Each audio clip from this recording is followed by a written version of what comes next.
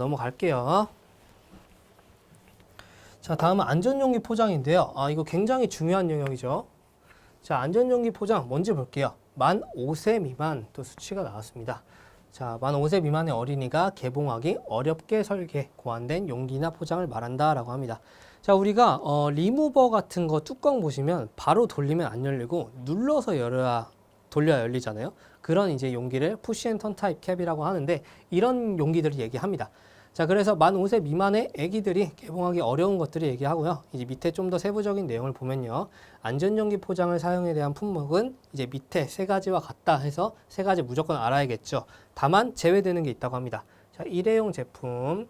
자, 용기 입구 부분이 펌프 혹은 방아쇠로 작동하는 분무 용기나 압축 분무 용기 같은 거는 제외라고 합니다. 자, 이거는 우리가 이 안전용기 포장의 목적을 생각하면 쉽게 이해를 할 수 있습니다. 자, 아기들을 위한 법인데요. 만 5세 미만에. 자, 우리 아기들은 이제 어떤 것을 집으면은 바로 입에 대는 습관이 있고 또 입으로 가면 빨아먹으려고 하는 습관이 있죠. 자, 하지만 여기서 일회용 제품 같은 경우에는 뜯어 쓰는 제품이죠. 입으로 단다고 해서 내용물이 안으로 섭취가 안 되겠죠.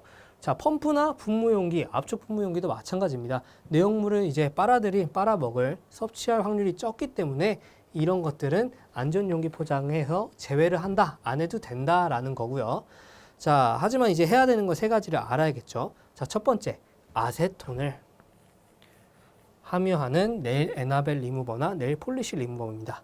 자, 아세톤 같은 경우에는 대표적인 유기용매죠. 유기용매는 이제 지용성이고 휘발성이면서 이제 인체에 독성을 띠는 경우가 굉장히 많습니다.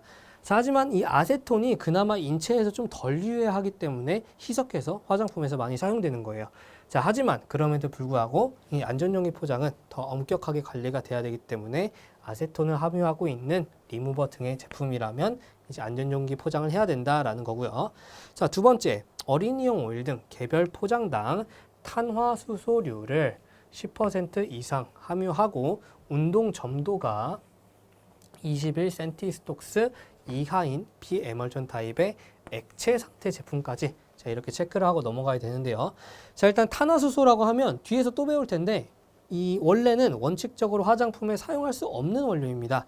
자, 이 탄화수소류가 어떻게 정리가 되어 있냐면요.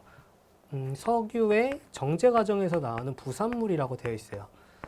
자, 그래서 원래는 화장품에 쓸 수가 없는데 하지만 사용할 수 있는 특정 경우를 정해주고 있어요. 자, 언제냐면요. 첫 번째, 이제 석유의 정제 과정이 완벽하게 입증이 되고 알려져 있고, 자, 두 번째로 이제 발암 물질이 없다고 증빙이 됐을 때, 그럴 때는 사용을 할 수가 있는데요.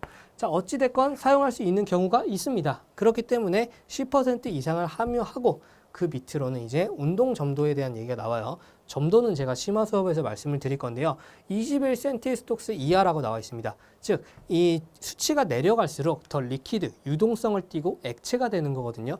이제 액체가 돼야 아기들이 더 빨아먹을 위험이 더 커지기 때문에 이 21cm 스톡스라는 수치가 나온 거고요. 자, 이하인 액체 상태의 제품이란 것까지 나온 겁니다. 자, 어찌됐건 이런 내용을 이제 해당하게 된다면 이제 안전용기 포장에 해당이 되는 거고요. 자, 다음 3번이죠.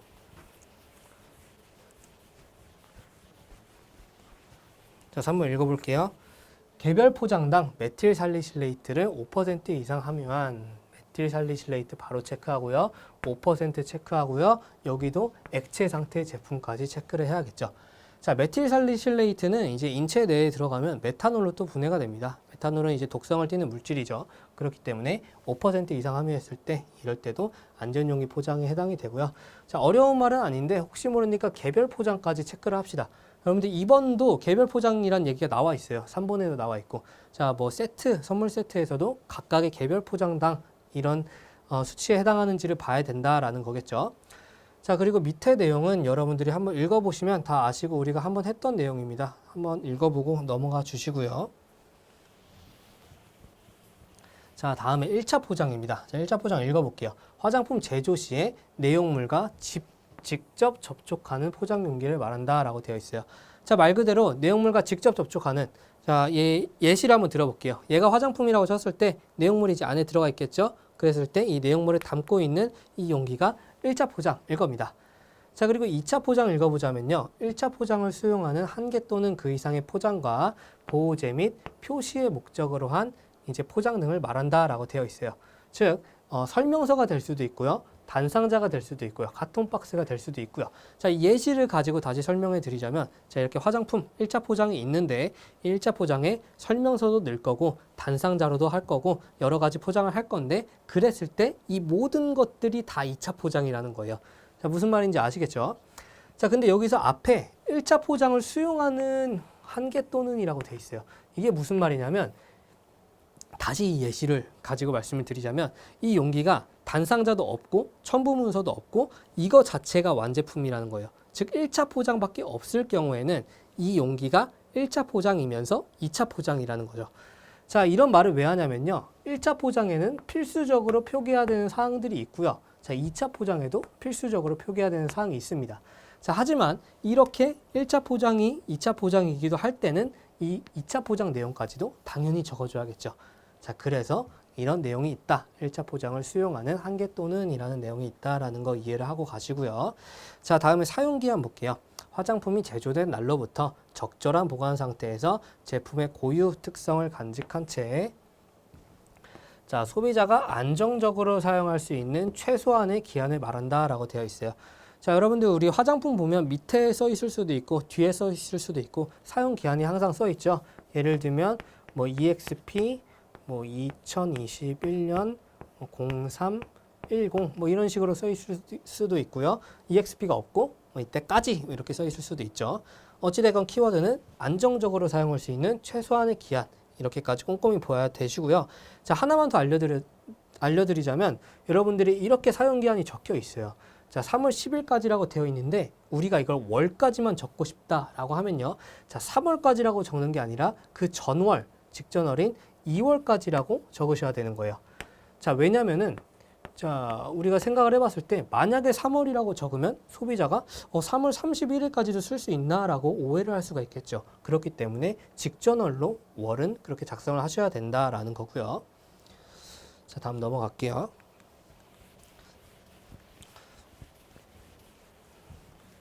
자, 다음에 표시랑 광고입니다. 자, 읽어보자면 쉽게 이해할 수 있습니다. 화장품의 용기 포장에 기재하는 문자, 숫자, 도형 또는 그림 등, 즉 기재하는 모든 거라면 다 표시에 해당할 수 있다라는 거고요. 자, 광고, 라디오, 텔레비전, 신문, 잡지, 음성, 음향, 영상, 인터넷, 인쇄물 등 방법에 의해서 화장품에 대한 정보를 나타내거나 알리는 행위라고 되어 있어요. 즉, 예를 들어서 내가 제 친구, 바로 옆에 있는 친구한테 이 화장품에 대한 정보를 구두로 설명을 하고 있어요. 이것도 어떻게 보면 음성에 해당하는 광고라고 볼 수가 있는 거죠. 자, 이런 것까지 이해를 하고 넘어가셔야 되는 겁니다. 자, 다음은 이제 쉽게 알아두기, 미리 알아두기 시간입니다. 자, 먼저 쉽게 알아두기는 이 나이에 대한 겁니다. 이 화장품 법에서 나이의 범위를 지정해 준 건 그렇게 많지는 않아요. 자, 첫 번째로 영유아. 자, 만 3세 이하가 되겠고요. 자, 어린이는 만 4세 이상부터 13세 이하까지를 어린이라고 범위를 지정하고 있습니다.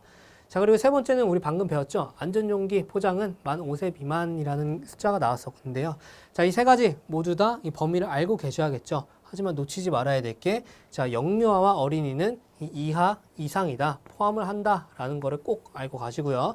자, 안전용기 포장은 미만이라는 수치였었죠. 자, 이렇게까지 세 가지 알고 가시고, 자, 미리 알아두기는 이제 지금 먼저 이해를 해놓고 계시면 앞으로 뒤에 내용들을 배울 때 굉장히 또 수월하게 이해를 할 수 있으니까 가져온 내용인데요. 자, 첫 번째로 원료라고 하면요. 벌크 제품의 제조에 투입하거나 포함되는 모든 물질, 말 그대로 우리가 잘 알고 있는 원료를 이해할 수 있겠고요. 자, 원자재는 원료 플러스 자재가 이제 원자재입니다.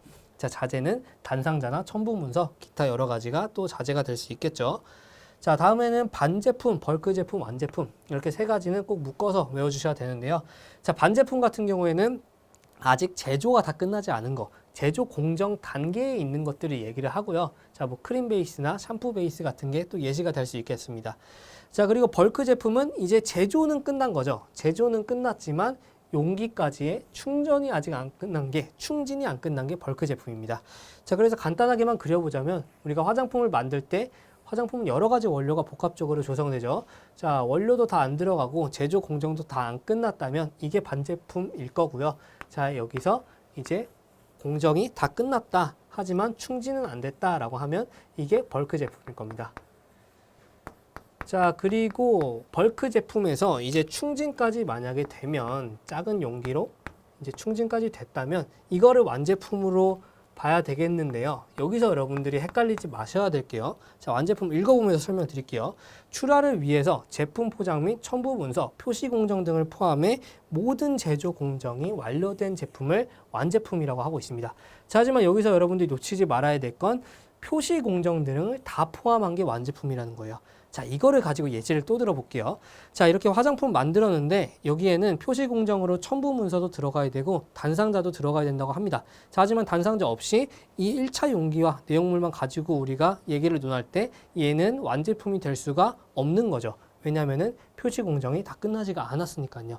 자, 어떤 건지 아시겠죠? 자, 다음 보도록 할게요.